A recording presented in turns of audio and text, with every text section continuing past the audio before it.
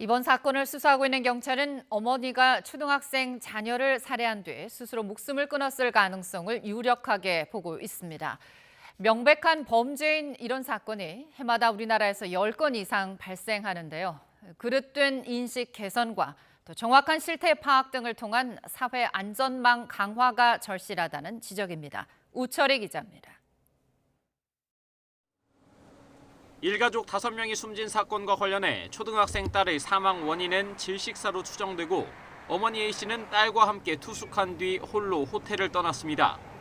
경찰이 A씨가 딸을 살해하고 스스로 목숨을 끊은 것으로 보는 이유입니다.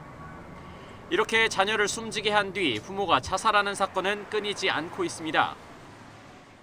지난달 경남 김해에서는 중고등학생 남매를 살해한 뒤 50대 아버지가 자살을 시도했습니다. 또 지난 3월 인천에서는 40대 아버지가 어린 자녀 3명과 아내를 잇따라 숨지게 하고 스스로 목숨을 끊는 일도 있었습니다. 자녀 살해 뒤 자살은 점차 증가하는 추세입니다. 지난 2018년 7건에서 2021년에는 14건으로 3년 사이 2배나 늘었습니다. 지난 2000년 이후 20년간 가족 간 살인 보도를 분석해봤더니 자녀가 숨진 경우가 거의 60%에 달했습니다.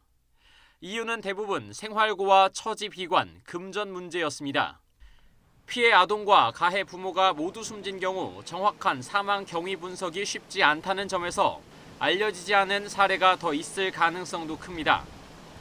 전문가와 아동 단체들은 자녀를 부모의 소유물로 여기거나 얼마나 어려웠으면이라는 온정주의적인 인식 개선이 시급하다고 지적합니다. 이게 끔찍하고 안타까운 사건이라는 인식에서 감추거나 소극적으로 대처하기보다 개인의 문제가 아니라 사회 전체적인 문제라는 인식 개선 사업도 필요할 것으로 보입니다. 미국이나 독일 등 선진국처럼 제대로 된 실태 조사가 이루어지지 않는 점도 문제입니다.